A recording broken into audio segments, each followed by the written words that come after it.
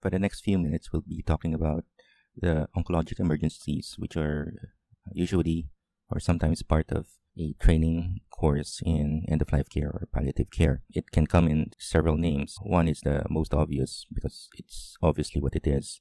It's called oncologic emergencies in end-of-life care or in palliative care. It's really oncologic emergencies. If you look at the list, like superior vena cava syndrome, malignant bowel obstruction, spinal cord compression, tumor lysis, and things like that. So they're really cancer emergencies. The things cancer doctors or cancer specialists also deal with. Actually, most of the material are simplified summary versions of chapters in cancer textbooks or cancer manuals. And during the 1980s to the 1990s, when these 2 to 3 day workshops started, the first ones getting the workshops would be doctors and nurses. So doctors and nurses would recognize all these materials as cancer emergencies. So they're really cancer emergencies. Now, they're part of an end-of-life care course, and the people running the end-of-life care course would be hospice and palliative care specialists. And then the question is, how come you're doing this? So some attempted to call it like palliative care emergencies or end-of-life care emergencies, but really, if that was the case, then you should be putting a whole bunch of other stuff aside from the ones discussed. So the first thing to tell you before you start going through all the materials would be these are really cancer emergencies. Okay, so now what is an emergency? Well, an emergency is something you really need to do right away, because if you don't, and you don't fix it, and you don't address it, or you don't try to address it right away, the result is something that you don't want. Now, if the patient is referred to you because he's terminal or he's incurable, then what is that something that you don't want? Well, it should have something to do with his life, which is expected. Like, if nothing unforeseen happens, he will live 4 to 6 months, suddenly becomes 2 to 3 months. And why is that important? Well, because the idea of hospice and palliative care and end-of-life care is for the person to live out the remaining weeks or months of his life with good quality of life. And why does he need to live it with good quality of life? So that he can live and do whatever he wants. So that he can live and do the most important things he wants to do before he or she dies. That's pretty much it.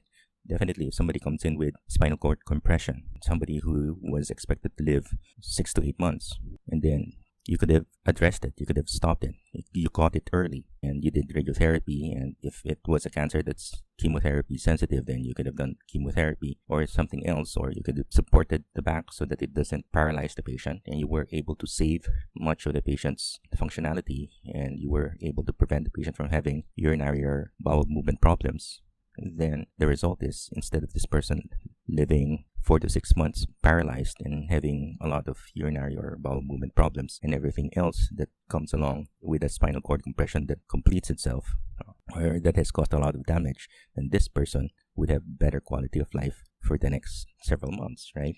And then of course you say, well, that's worth it. So it is considered an emergency as far as quality of life care management is concerned. If you don't do it, then the quality of life drops significantly and the patient will be more miserable during his remaining weeks or months. So that's the idea behind, because some people will ask, well, the person is already terminal and he's already referred to us. Where's the emergency? Well, that's the emergency. If you don't do it, then the patient will be miserable or will be suffering more than what's expected for the next several months or weeks. You could have done something. And your goal as a hospice or palliative care specialist is to see this person live out his remaining weeks or months with optimized quality of life. That's the idea behind this modification of the idea of emergency, right? So because the emergency that you're aware of would be, if you don't do this, the patient will die. So it's an emergency. Or if you do this, something really bad will happen. That's the emergency we're familiar with when we go through medical school or nursing school. Now, if you're from a low to moderately resourced country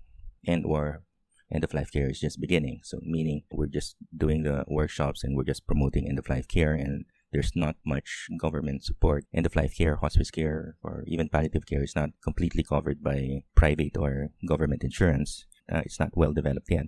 Then you look at the course and you take the course and then you look at this oncologic emergency modules.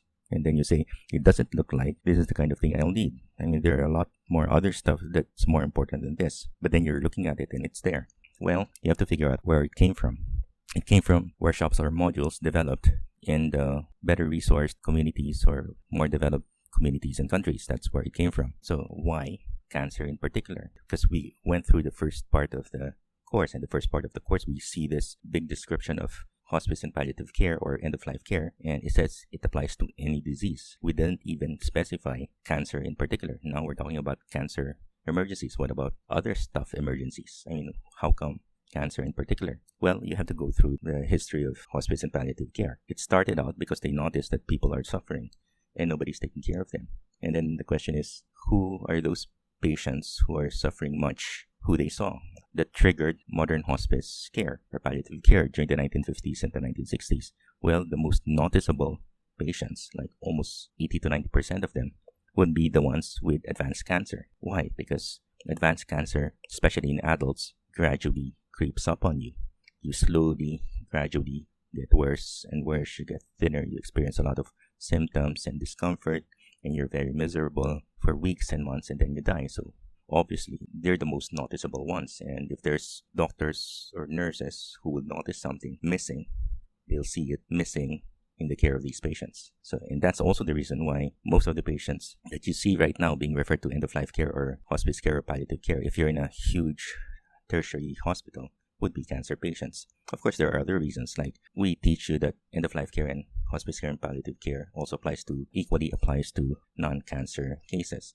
But then the course is different. It's unpredictable. For example, someone has end-stage kidney disease. So what happens? Well, he's getting dialysis, right? And usually the dialysis doesn't stop until he gets a kidney transplant or until he gets a complication and then he dies. Now, there would be complications and emergencies while he's getting dialysis.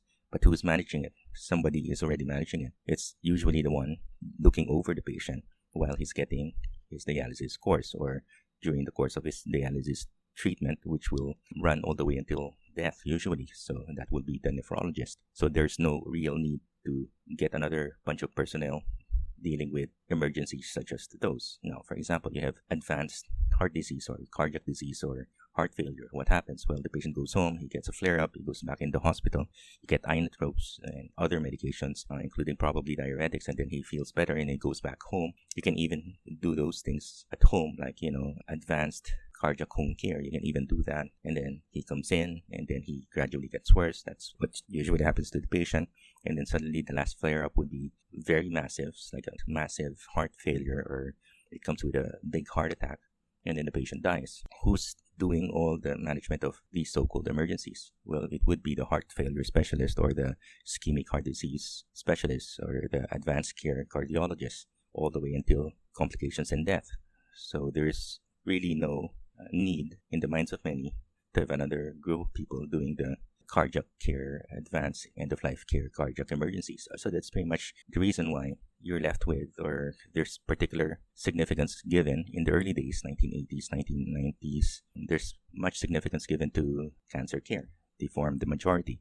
So even if you look at the textbooks, not the small ones would be written to serve the purpose of the people using it. Like, for example, if it create a manual for end-of-life care, and I know that the people using it are the people working in tertiary hospitals. Usually, most of these are attached to cancer care centers or the huge cancer care programs of these hospitals. Or I know that I'm in a country where most of the patients referred to hospice or palliative care in hospitals are cancer patients. And a lot of these patients would be experiencing these kinds of cancer emergencies. And then I can say, well, I might as well put it in the manual or the textbook, because the people trying to learn end-of-life care would encounter these things, and they have to know what to do. I mean, it might be them managing it, or it might be the specialist managing it, but at least when it happens and they see it, they know what to do, or they can recognize it. Or it might be that if it's a moderately resourced program, they both have to work together. The palliative care group working together with the cancer specialists in trying to address all these complications and oncologic emergencies. So I'll put it in the manual. Now, the huge textbooks, the actual stuff that are supposed to define the scope of the field, if you look through them, the textbooks which appeared 1980s, 90s, up until early 21st century, you look through the entire chapter and the way it's constructed, there's no huge special place for oncologic emergencies. Why? Because the people writing the textbook know that it's not a cancer textbook. So, and then the question is, well, in actual practice, the people trying to learn palliative care, especially during the 1980s, 1990s, always see these things. So where did they put it? Well, they put it in the parts which talk about physical symptom management. Some would create a special chapter like special situations in the care of cancer patients. But they have to put it somewhere. They cannot highlight it because end-of-life care and palliative care is not a cancer subspecialty, right? So that's what happens. Now, the first attempt, you put it together with everything else. It looks kind of strange because the first chapter, you have something like nausea and vomiting, and you talk about something that's really not going to kill the patient. And of course, nausea and vomiting can come with worse cases, but you're just talking about nausea and vomiting in general. And then suddenly the next chapter would be bowel obstruction, and half the time you're talking about malignant bowel obstruction. So you have something that looks kind of tame, and then suddenly you have something that looks like a cancer emergency, or you might have something that says hiccups, and then next one or a few chapters later you have something that says spinal cord compression. So that's, you can see that and you can get disoriented with that thing. Now, I think the second attempt is nicer. Just be honest, create a separate chapter and say something like, most of our patients are cancer patients, and these are special oncologic emergencies that you might see when you're doing hospice and palliative care or end-of-life care in actual practice as of the moment, and then describe all these things. Okay. Now, the problem is this: if you're not there, you're not in a place which has adequate resources, like well-resourced countries with big tertiary centers and cancer centers with well-funded palliative care people. You're not there working in that kind of environment, especially if you're working in an environment that's moderately resourced or low-resourced, and your hospitals don't look like those.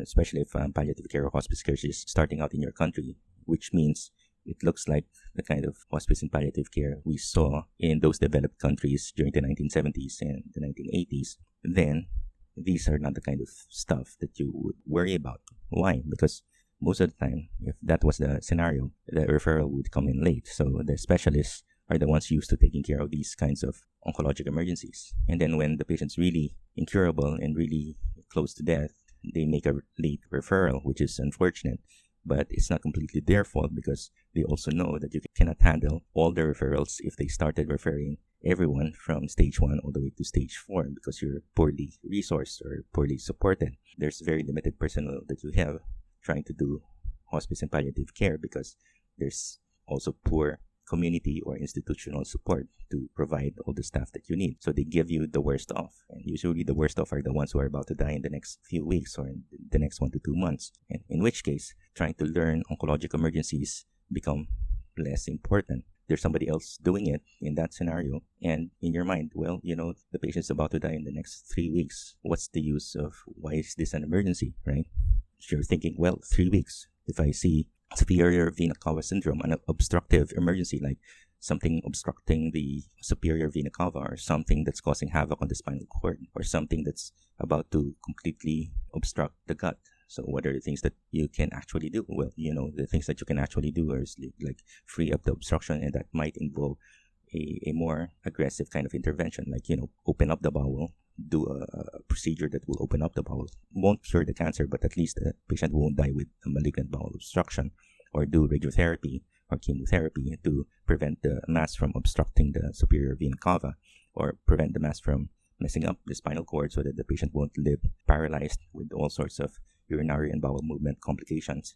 Those things would make sense if the patient is expected to live longer. But if the patient is about to die in 2 weeks, nobody, even the surgeons, the specialists who will do the procedure, the surgery, the radiotherapy, the radiation oncologist, the medical oncologist, or the pediatric oncologist who would provide the chemotherapy will tell you, well, the patient is so far gone, and they might even die if we do the procedure, or if we consider how many days we need to do the procedure, and if we consider the success rate of this procedure, if we're looking at that kind of patient, then they'll tell you it doesn't make sense anymore. So if the kind of patient that you're encountering is like that, late referral, short prognosis, then some of these modules won't make sense to you. Now, the other thing that won't make sense, that would make it less significant as far as you're concerned, would be the resource limitation. If we talk about tumor lysis syndrome, usually we don't really talk about hyperkalemia. Hyperkalemia can come in all sorts of flavors, and they're not really written down as a separate oncologic emergency.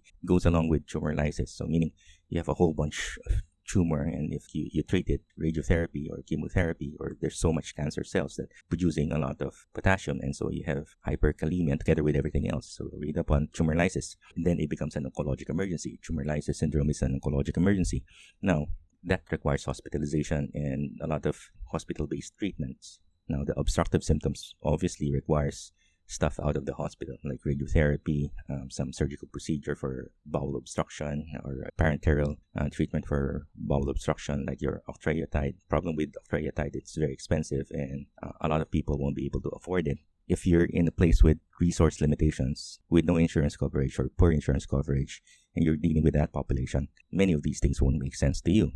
Would make sense if you have more resources, and in your mind, if I do this thing, then patient won't spend the next 4 to 6 months of his life paralyzed, then it makes sense. But there's no resource. There's limited resources, both hospital resources, your team's palliative care resources. It doesn't make sense, or this module becomes less important, right?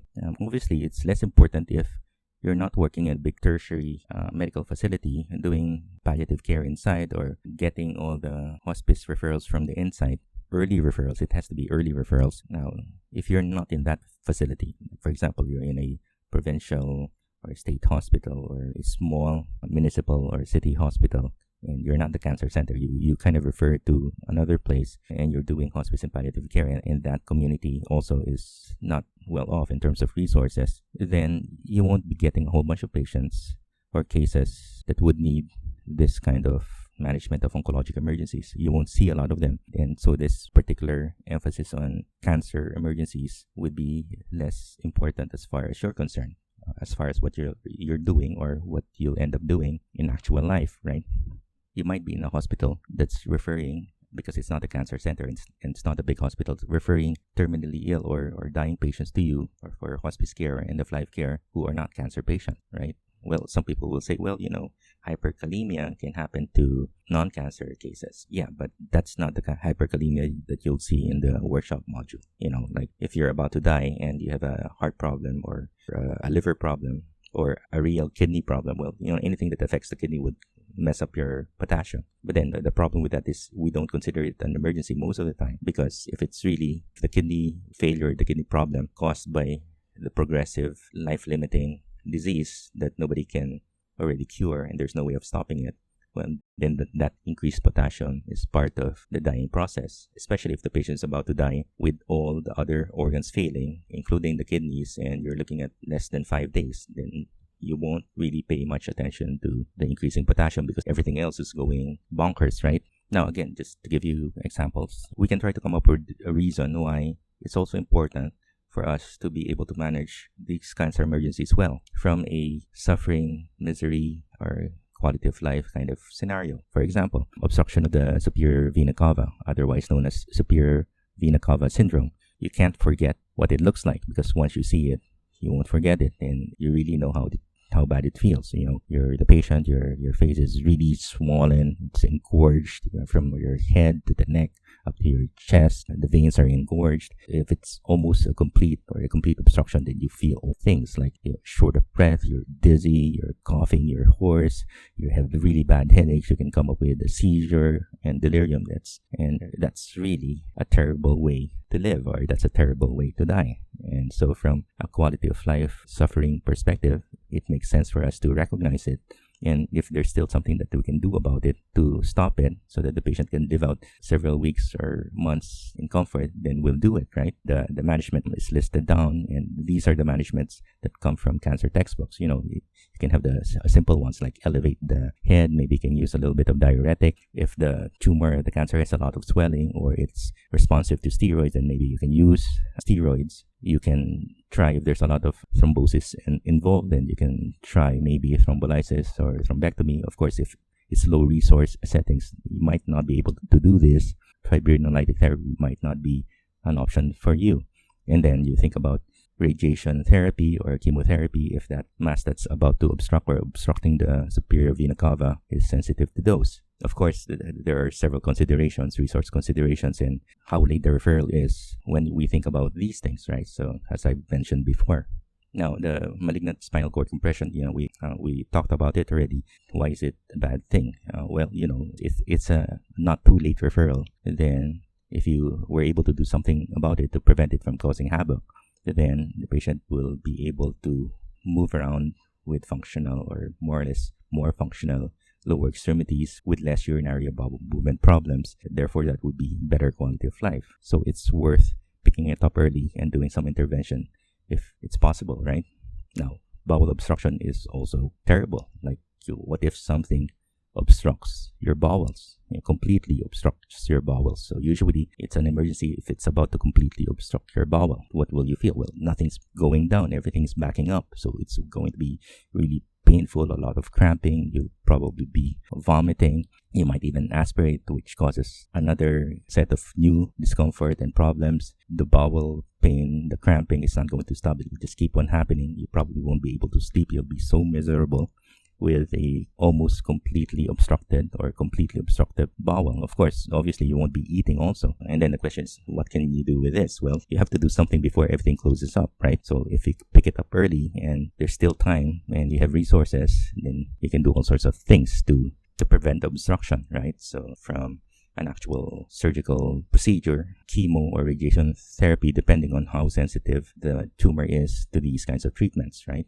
Now, if you cannot do this, then they'll talk about the stuff that you can do to make the patient comfortable so that the patient won't be too miserable as he progressively gets worse and dies. So that would be like, if it's vomiting, then maybe you can decompress the stomach. Nothing in the stomach, you feel less nauseated and you'll vomit less, right? So, or you can give the antiemetics or anticholinergics to prevent spasms. It's obstructed, there's stuff inside, you give anticholinergics.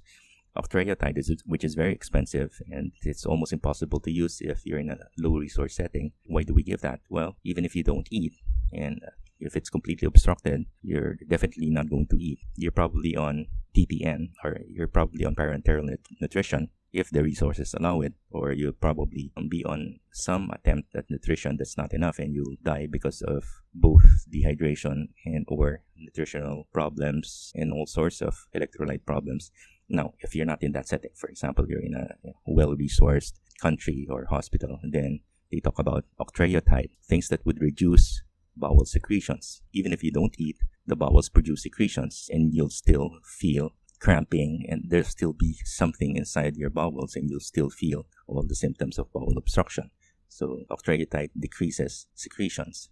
Now, for hyperkalemia, well, actually, when you look at the chapters, it doesn't say hyperkalemia, although some modules or sessions pick it out in particular, especially if it's talking about everything else like magnesium problems, potassium problems, calcium problems. But in a module workshop setting, usually hyperkalemia is part of tumor lysis syndrome, right? So what's tumor lysis? It's not just potassium. You have a whole bunch of stuff that's causing problems. You have uric acid, potassium, phosphorus, calcium, and so you have this. Now, obviously, the potassium level can kill you easily, right? It causes problems with the myocardium, with your muscles. You can have nausea, you feel numb all over, you'll have palpitations, arrhythmias, seizures, and sudden death. So why does it become an emergency? Why does tumor lysis, which includes hyperkalemia, become an emergency? Because that would be a miserable way to go, nausea, numb all over, palpitations, and death. Like, if you can live 4 to 6 months longer, if somebody was able to manage this tumor lysis, then it's worth it because you'll have more time, quality of lifetime, to do what you wanted to do before you die. Still an end-of-life care going, right? So I've heard people say, well, he is terminal, he's incurable, he has hyperkalemia, just let it go and make him die faster with the hyperkalemia. Well, that's possible, but that should be an informed consent, negotiated kind of discussion. And the patient you're talking to should know that if it's a situation where you have a decent chance of managing the tumor lysis and you can control it, and he can actually live a decent quality life for the next 4 months with family and stuff, he'll tell you to go ahead and do it, right? Now, if the situation is different, like, he's about to die in the next 3 to 4 weeks, or he doesn't have a lot of resources and he knows it's going to cause a lot more burden to proceed with hospitalization and all these things, then he might decide on, just let it go and die with the hyperkalemia. Now, in developed countries, obviously, that's not a common choice because they can do a lot of things. Uric acid can also, and calcium problems can also cause a whole bunch of symptoms. So it makes sense to try to address the tumor lysis. So you can have aggressive hydration that would take care of the uric acid, calcium, and potassium problem. You can have diuresis that would remove the potassium. So you can have really strong diuretics like loop diuretics. You'll watch the patient really closely in the hospital because you're actively trying to manage the electrolyte level, the kidney function, the uric acid. And of course, if it's a kidney problem and you're in the hospital and you're trying to calm it down because you think it's worth it, there's a goal that's still worth it and the patient wants you to try it, then dialysis is also there. So that's your uric acid, potassium, calcium problem, hyperkalemia problem that goes along with tumor lysis syndrome. So these are just examples of the cancer emergencies that you might encounter if you're in that kind of setting. And if the kind of referral and the kind of resource situation is like that, right? So again, this is like, so that's the prequel. The prequel is meant to help you out before you start trying to digest the material on cancer emergencies. That's part of your end-of-life care course or curriculum. It could be a masteral course or fellowship training course or medical or nursing course, but that's why it's there. Okay, so don't get confused why it's there. So those are the reasons why it's part of it. It may or may not be important depending on what your future or ongoing professional plans are. It may or may not be helpful depending on what you're doing as a nurse or doctor or care provider right now, depending on where you're at and depending on what you're planning to do.